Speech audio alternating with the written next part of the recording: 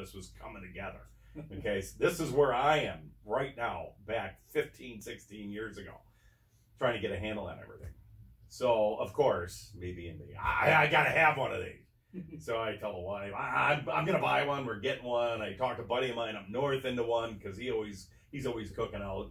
And generally, we love to cook outside, but I can't smoke because I just don't have the time. And this thing introduced me to time management.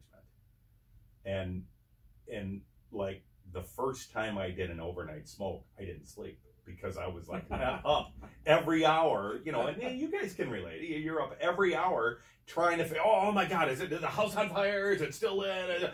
Doing it? Is it working? You know, you're going back and forth. And I mean, it was great. It was the first pulled pork I had ever cooked in my life. And it was like a 6-pounder, you know, I say it was an overnight, but you know, really it was 6 pounds. It was probably about a 8 or 9 hour smoke and full cooked smoke.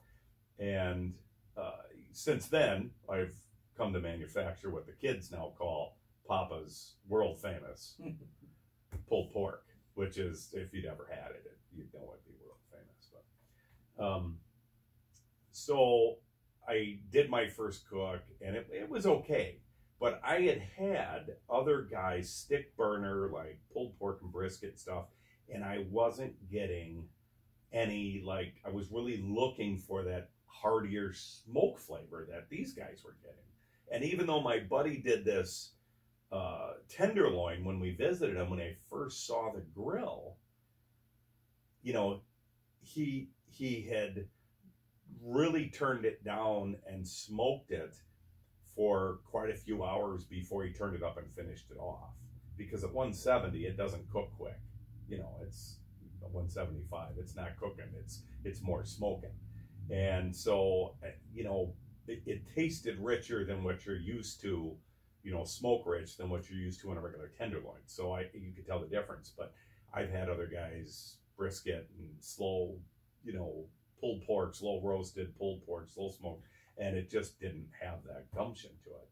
Well, then looking into pellets, how they're made, you know, I was a dog on a fresh bone trying to figure this out. And I'm like, you know, everybody's doing the same stuff. You got to remember, I had to buy this in the center of the state. We're in Wisconsin, and we're southeastern corner of Wisconsin, beautiful Racine. And in the studios at the center, that's where we're broadcasting from. And I go ahead and have to drive like 2.5 hours to buy my grill and some pellets. I mean, that's the closest guy at the time. Oh man. Yeah. So I just wasn't getting that. And the more I looked into it, the more I saw people were like, yeah, it's okay. And, you know, I mean, some people had never had a good slow roasted, you know, slow cooker, smoker experience. So it was above anything they had done. But for those of us that had buddies that took the time, it was off a little.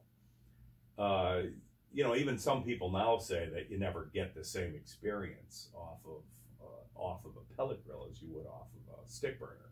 And I would argue with that, depending on, but that's for another segment. But you know, I found out it was all in what I was using, and the grill I couldn't change. The grill was the grill.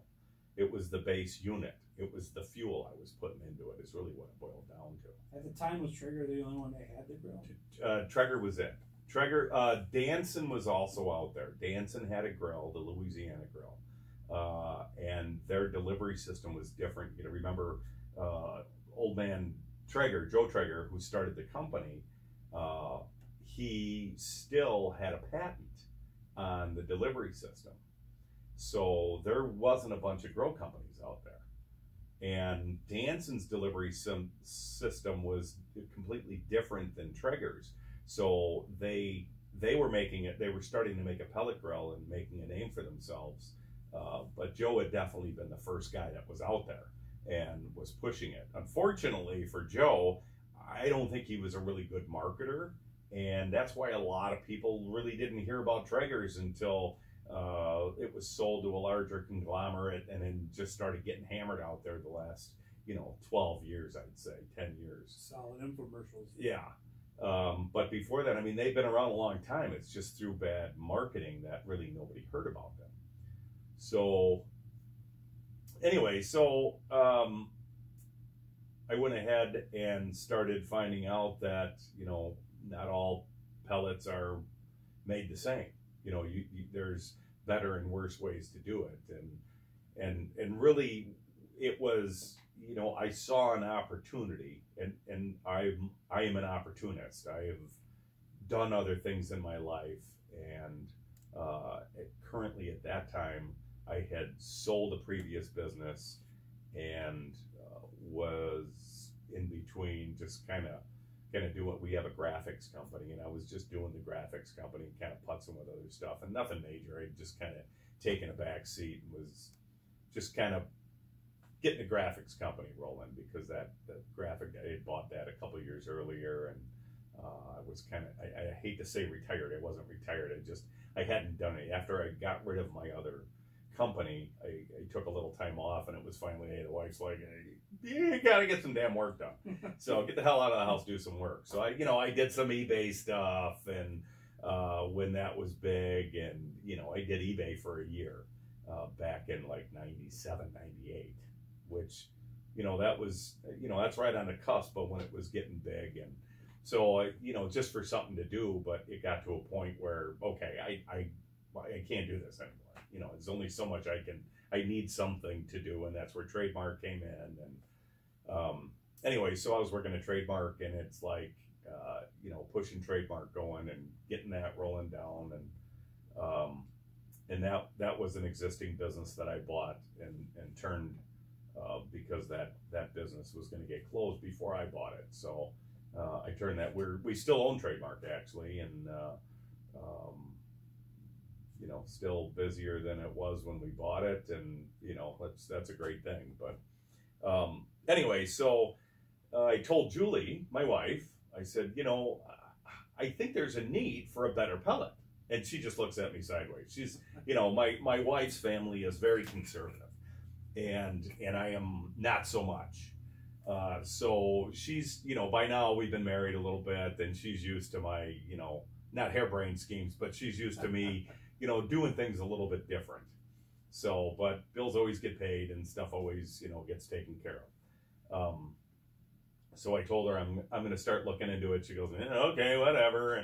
And really that's what it was. I wasn't looking for a nod. I was just letting her know I was going to be busy doing something else other than the graphics end of things, because we have employees for that, and people that worked in different aspects. And I mean, I had to be there, but I didn't have to be there 24/7. It wasn't just me doing all the graphics. So we had other employees. Found out that, not all pellets are created equal, and how they were made, and what kind of went into pellets, and why, and what Trigger did, what Danson did, and it was a tough road. It was not easy. It took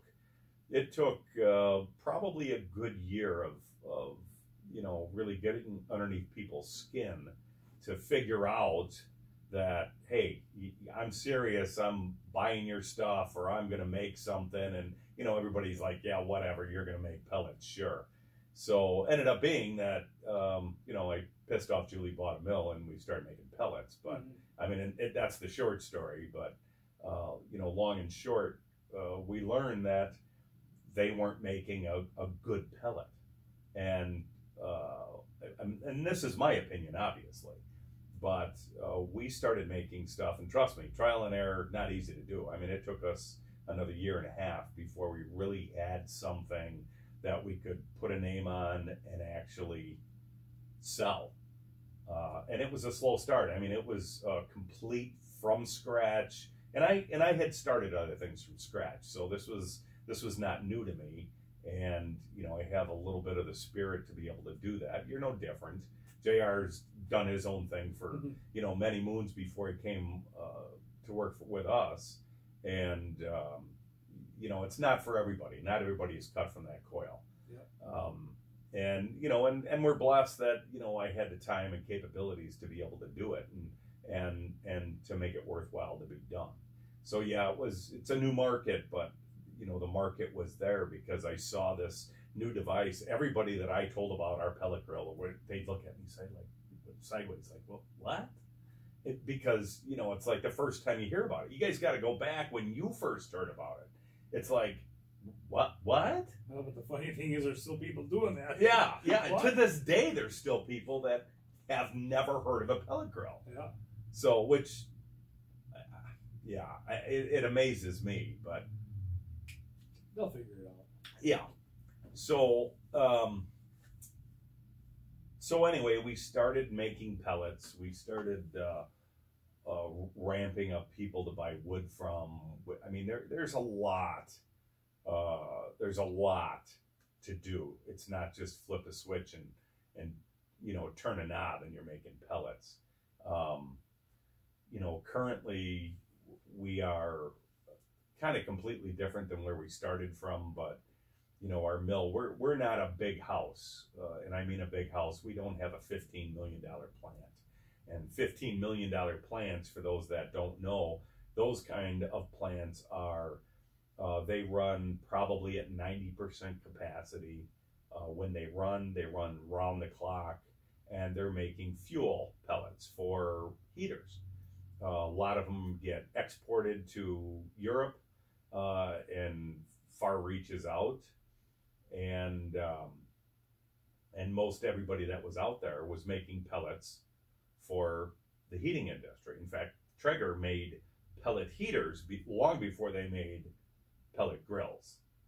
And a lot of people don't know that, but that's where Traeger was, and that's kind of why the old man had the wherewithal and the idea of, the story is he burnt chicken on his gas grill and got pissed off for the last time and threw his gas grill out, and then took a 55 or a 30-gallon barrel and cut it in half, put some hinges on it, and stuck one of his delivery systems from his pellet heater into it. Rudimentary, but it proved a point and it worked. And then he was smart enough to go ahead and have it patented. So at least that's the story I heard. So so we started making pellets, and we found out that the more quality wood, the more quality just all the way around things that we did ended up making a better, more flavorful pellet.